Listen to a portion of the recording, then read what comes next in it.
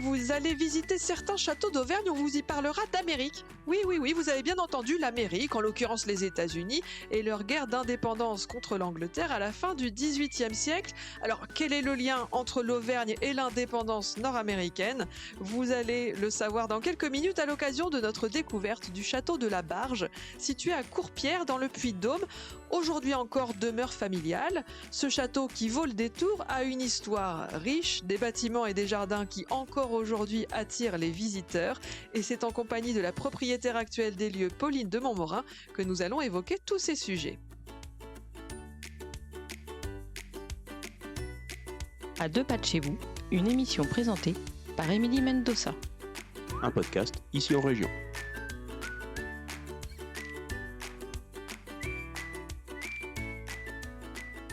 Pauline de Montmorin, bonjour. Bonjour Émilie. Donc c'est un plaisir de vous accueillir pour parler de ce château de la Barge. Du point de vue de l'histoire du monument, est-ce qu'on sait à quand remontent les premières traces d'un château sur le site actuel de la Barge? Alors oui, c'est le 12e. Ça commence au 12e. La Barge est un château de campagne utile et élégant. Il est posé au pied de la voie romaine, la Via Agrippa, qui va de Lyon à Bordeaux.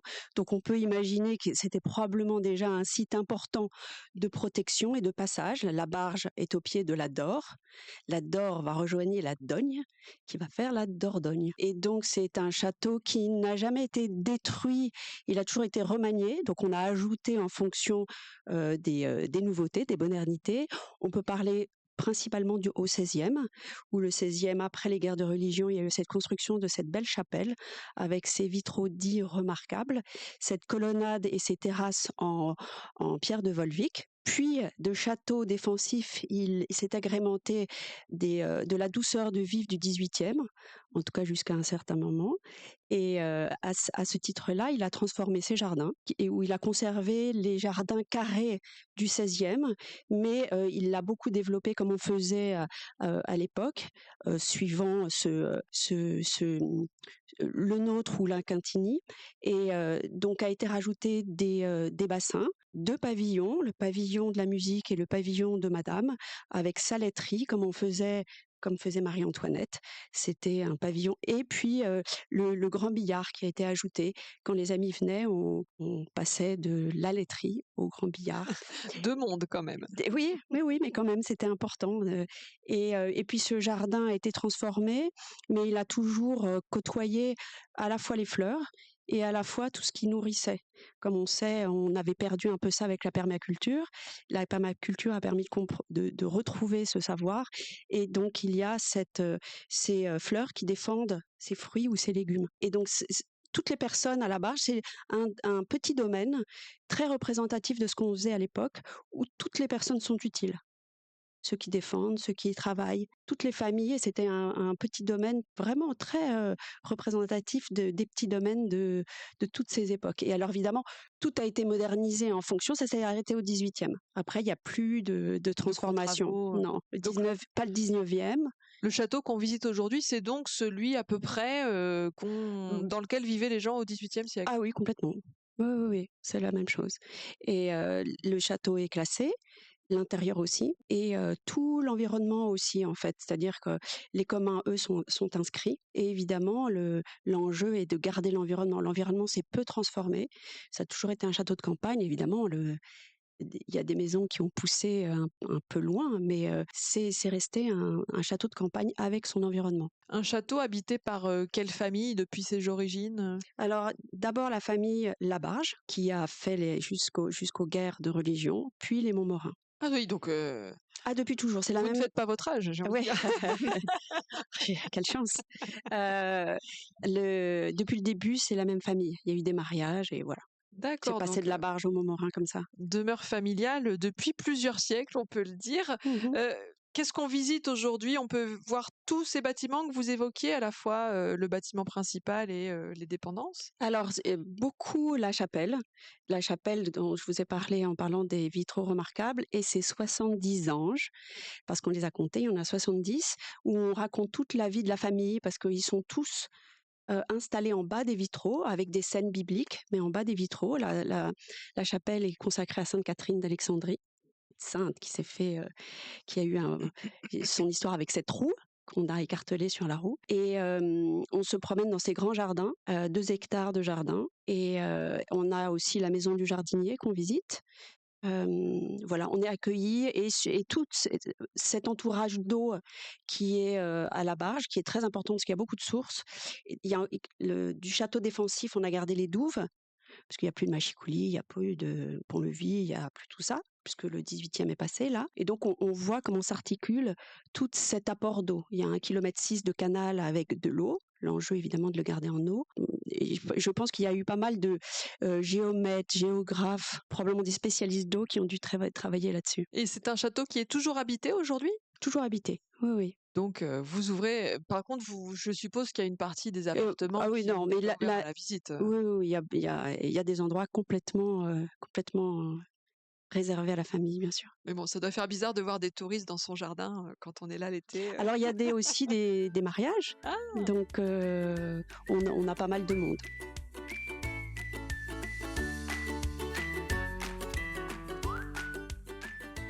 À 2 pas de chez vous, un podcast ici en région.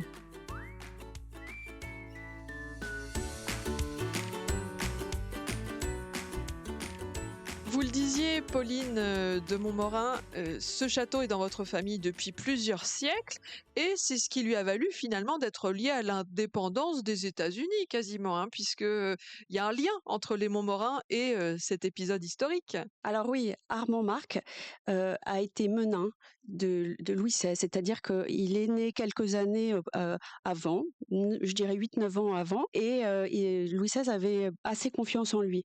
Ils avaient la même sensibilité, et il lui a confié la tâche de convaincre Charles III, l'oncle de Louis XVI, de participer à la guerre d'indépendance. Parce que la France toute seule ne pouvait pas y arriver. La France et l'Espagne avaient une sorte de passif après la guerre de 7 ans, où elles avaient perdu des colonies et elles comptaient bien affaiblir l'Angleterre. Mais la France ne pouvait pas y arriver toute seule.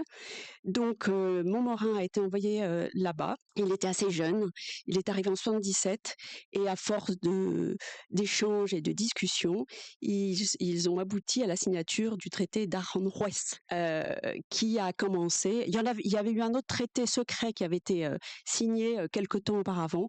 Puis à force de diplomatie, parce qu'il était ambassadeur là-bas, où il a reçu la Toison d'Or de la part du roi espagnol. Enfin, l'Espagne s'est engagée aux côtés de la France et à deux, ils ont réussi ce qu'on sait. Et est-ce que Armand Marc de Montmorin a traversé l'Atlantique ou pas? Alors, je ne crois pas qu'il y soit allé. Alors, vous voyez, j'ai apporté une lettre de Jefferson qui parle de lui. Enfin, une lettre, une copie de la lettre. Oui. Et alors, il dit qu'il va échanger. Et c'est en 90. C'est en 90. Donc là, à ce moment-là, il est revenu d'Espagne. Il est devenu ministre des Affaires étrangères. Et il a remplacé Vergennes. Et donc, il a beaucoup d'échanges parce que la France continue à s'intéresser, à échanger avec tous les ambassadeurs américains qui arrivent à Paris. Et lui en fait partie, évidemment. Alors, qu'est-ce que lui dit Jefferson? Alors non, Jefferson le cite et il dit qu'ils vont échanger et qu'il a beaucoup de respect et d'estime pour Armand Marc. Et oui, ça fait partie des personnages comme ça un peu secondaires de l'histoire, mais qui ont eu un rôle capital. Alors secondaire, j'ai envie de dire, les Montmorin ont payé un lourd tribut à la Révolution et il y en avait peu pour travailler la légende. Il y en a beaucoup. Alors, qui sont partis et qui sont revenus, et les Montmorin ne sont pas partis. Donc ils ont disparu à ce moment-là. Ils ont perdu la tête. Donc exactement, ils n'étaient pas en mesure de travailler leur légende. Et j'ai à propos justement de la route de l'indépendance, en juillet, le premier week-end de juillet, le 5 juillet. 2026. Il y a François Nivet qui a écrit un livre, les correspondances de Armand Marc et de sa fille Pauline, et il a rédigé un très joli livre et il travaille à la fois sur la légende d'Armand Marc. Et il viendra faire une conférence pour parler des personnages qui ont gravité autour d'Armand Marc. Et lors de cette conférence, moi, je montrerai les portraits de tous les gens qui ont compté, notamment Pauline. Et Pauline qui a été une grande amie de Chateaubriand. Et Chateaubriand, ils ont tous beaucoup souffert. Et elle est morte en 1803. Son père en 92. Et voilà. Il y a beaucoup de choses à dire là-dessus. Mais c'est vrai que la famille n'a pas pu travailler sa légende, comme, à mon avis, contrairement à d'autres. Mais vous êtes là aujourd'hui pour nous en parler. Cet Armand-Marc de J'essaye. Montmorin n'est pas le seul Auvergnat à avoir été impliqué dans l'indépendance américaine, puisque c'est carrément une route de l'indépendance qui s'est mise en place en Auvergne. Et on accueille en invité surprise Hugues de Chabannes pour nous parler de ce projet. Je peux juste rajouter Bien que, sûr. en fait, Lafayette a une grand-mère Montmorin. Ah, bah comme quoi, C'est ça que je voulais dire. tout vient des Montmorins. Et oui, Ça parce que fait la transition. le marquis de Lafayette, Hugues de Chabannes, le marquis de Lafayette, lui aussi vient d'Auvergne. Exactement. Il est né à Chavagnac-Lafayette, pour être précis, en Haute-Loire. Et c'est bien sûr un des personnages et un des sites majeurs de cette route de l'indépendance dont on va parler maintenant. Alors, quels sont les lieux qui sont sur cette route de l'indépendance, ces lieux d'Auvergne qui sont liés à l'indépendance américaine, au combat pour l'indépendance? Alors, les différents lieux et les différents personnages dont je vais parler, je pense important de remettre ça dans le contexte du fait que le 4 juillet 2026, nous allons célébrer le 250e anniversaire de la déclaration d'indépendance américaine qui a été prononcée le 4 juillet 1776 par les insurgents américains et qui marque le début de la guerre d'indépendance. Ça n'est pas la fin, c'est le début de la guerre d'indépendance. Tout le monde sait que le 4 juillet, c'est la fête nationale américaine et cette année, 2026, ce sera particulièrement important pour les Américains puisque ça marque le 250e anniversaire. Donc on est en plein là-dedans parce que 2026 est le 250e anniversaire de la déclaration d'indépendance, qui est le début de la guerre, et que toutes les années qui vont venir jusqu'en 2033, nous allons célébrer les 250e anniversaires de tous les épisodes successifs de cette guerre d'indépendance dans laquelle les Français ont joué un rôle absolument majeur puisque notamment à la bataille de Yorktown, la victoire de Yorktown est due à la présence française. Je remets ça un peu dans le contexte parce que c'est... Oui, vous n'avez pas sorti de votre On n'a chapeau. pas sorti ça de notre Voilà. chapeau, voilà, et c'est particulièrement d'actualité puisqu'on parle beaucoup de ça. Et on a eu l'idée, donc en Auvergne, de rendre ça très concret en associant les personnages, les officiers français qui sont partis, des châteaux dans lesquels ils résidaient. Les officiers qui sont partis et également les personnages importants comme Louis-Armand de Montmorin dont on vient de parler. Et les sites et les personnages sont donc le château de Chavagnac-Lafayette, par exemple, avec Lafayette, c'est un des plus importants. Mais il y a également le château de Ravel, où résidait l'amiral d'Estaing, qui a commandé la flotte française envoyée par Louis XVI aux États-Unis. Il y a également dans l'Allier un certain nombre, il y a 10 châteaux dans l'Allier, avec le château de La Palisse, d'où sont partis 2 Chabannes qui sont partis combattre pour la guerre d'indépendance. Pour la petite histoire, c'est une anecdote, mais je la raconte quand même. Un de ces 2 Chabannes dansait avec Marie-Antoinette et il s'est cassé la figure. Et comme il était couvert de honte, c'est à cause de ça en fait qu'il est parti aux États-Unis. Et on voit ça dans les films. Il y a un film qui retrace cet épisode où on le voit tomber en criant Jésus Maria. Bah c'est lui, c'est Jean-Frédéric de Chabannes qui est parti. Voilà. Alors c'était pas un engagement peut-être le plus représentatif de la volonté d'engagement des officiers qui sont partis, mais enfin c'est une de ces anecdotes. Donc il y a des châteaux comme la Palisse, il y a le château d'Aizet aussi dans l'Allier où résidait le chevalier Dubuisson qui était très proche de Lafayette et des volontaires. Dans le Puy-de-Dôme, il y a un autre château qui est qu'on appelle Château Dauphin, où résidait un Pont-Gibaud qui était aide-de-camp de Lafayette. En résumé, il y a une dizaine de sites dont j'ai cité les principaux. Et l'idée, c'est une réalisation maintenant dans le Bourbonnais qui va être généralisée, qui est en train d'être généralisée en Auvergne. Chaque site représente par l'intermédiaire de l'officier qui y a résidé un épisode de la guerre d'indépendance. Donc en fait, on raconte toute l'histoire de la guerre d'indépendance au travers de tous ces sites. Et on raconte notamment les 3 catégories de Français qui sont partis. Les volontaires d'une part, parce qu'on oublie souvent que Lafayette, qui est le plus connu, était un volontaire et qu'il a rejoint l'armée américaine, alors que les autres officiers que je viens citer, ils étaient envoyés par Louis XVI au sein de l'armée française. Donc chacun de ces sites illustre le fait que soit c'était un marin, soit c'était un officier du régiment, soit c'était un volontaire, et chacun de ces sites illustre aussi un épisode particulier. Et quelle forme ça prend concrètement? Il y a un dépliant? Comment on fait pour ne rien louper de cette route de l'indépendance? Alors concrètement, il y a une application sur téléphone portable géolocalisée qui permet d'identifier la position de chacun de ces sites. Et pour chacun de ces sites, il y a un résumé de l'historique du personnage et du château et de l'épisode particulier de la bataille de la guerre d'indépendance que ça illustre.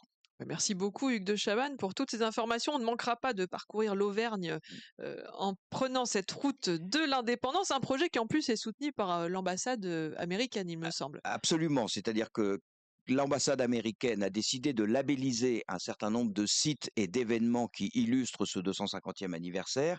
Et la route de l'indépendance est labellisée à double titre. D'une part, tous les sites que je viens de citer. Et d'autre part, comme l'a indiqué Pauline tout à l'heure, le 5 juillet, qui est donc le lendemain de l'anniversaire de la déclaration d'indépendance du 4 juillet 2026, nous organisons une journée des châteaux d'Auvergne le 5 juillet 2026, qui sera notamment axé sur cette commémoration. Et l'ambassade américaine a labellisé également cet anniversaire pour ce qui est du 5 juillet 2026. Voilà pour le programme 2026. Et puis donc, on l'a compris, hein, ça continuera sur les années suivantes. 2027, etc. Pour refaire le parcours de toute cette guerre d'indépendance américaine. Revenons au château de la Barge avec vous, Pauline de Montmorin.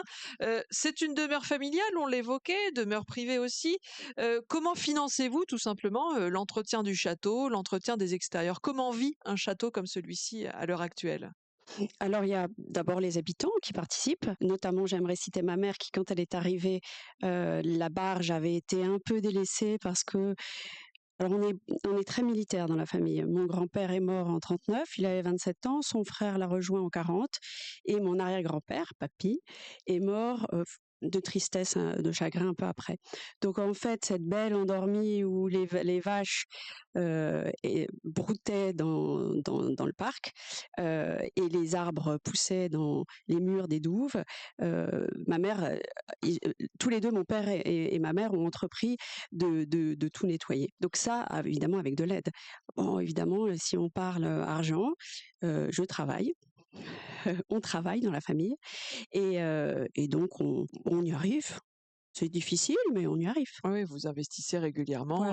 Voilà. Comme quand on a une maison, finalement, on investit aussi dans son entretien. Bon, là, c'est une maison un petit peu plus grande. Voilà. Oui.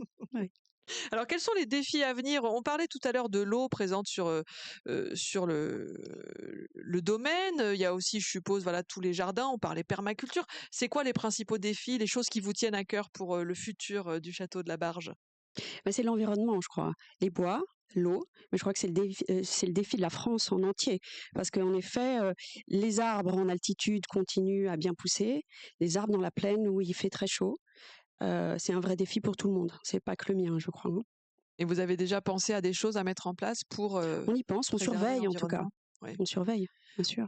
Oui, quand on a un terrain comme celui-ci, on a un rôle de vigie finalement. Oui, non, c'est vrai, de gardien. Un dernier mot sur le château de la Barge pour nous donner encore plus envie de venir vous rendre visite. Un dernier mot. Alors, c'est vraiment un endroit assez paisible. On peut s'y promener longtemps. Il fait souvent beau, voire chaud, choisir les horaires de fraîcheur. Mais on peut y être au frais dans la chapelle. Et je vous invite à venir le découvrir. Ce sera avec grand plaisir. Si vous qui nous écoutez, vous souhaitez découvrir le château de la Barge, vous trouverez les informations auprès de votre office de tourisme local ou sur le site de la route historique des châteaux d'Auvergne, route-château-auvergne.org. Et on le rappelle, le château de la Barge fait partie du projet Route de l'Indépendance que nous a présenté Hugues de Chavannes. Et pour la Route de l'Indépendance, il y a carrément une appli, voilà, sur votre smartphone. C'est parfait pour découvrir la Barge et les autres châteaux d'Auvergne impliqués dans ce projet Château d'Auvergne qu'on retrouve également dans un livre, le livre Châteaux et forteresses d'Auvergne aux éditions Ici en Région. Hugues, Pauline, merci à vous. Merci Émilie. C'était À deux pas de chez vous, présenté par Émilie Mendoza. Retrouvez tous nos livres, articles, podcasts et vidéos sur notre site internet icienrégion.fr.